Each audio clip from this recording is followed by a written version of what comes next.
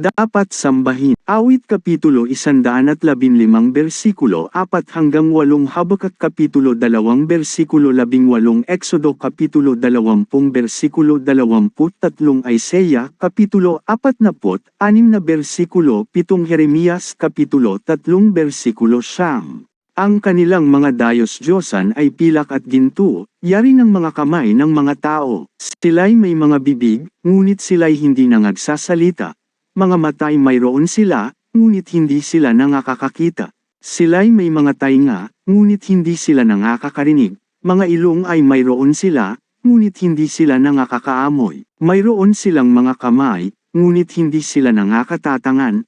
Mga paa ay mayroon sila, ngunit hindi sila nakakalalakad, ni nangagsasalita man sila sa kanilang ngalangala.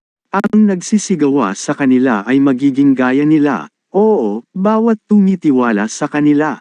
Anong napapakinabang ng larawang inanyuan na yao'y inanyuan ng manggagawa ni Yaon, ng binubong larawan, na tagapagturo ng mga kasinungalingan, na tinitiwalaan ng nagaanyo sa kanya, na gumawa ng mga paypang dayos-diyosan. Huwag kayong gagawa ng ibang mga Diyos na iagapay sa akin, ng mga Diyos na pilak, o ng mga Diyos na ginto, huwag kayong gagawa para sa inyo. Pinapasan nila siya sa balikat, dinadala nila siya, at inilalagay siya sa kanyang dako, at siya'y nakatayo.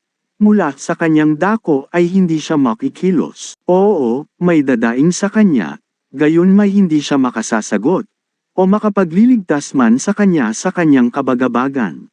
At nangyari sa walang kabuluhan niyang pagsamba sa dayos-diyosan na ang lupain ay nadamhan at siya'y samamba sa pamamagitan ng mga bato at ng mga kahoy.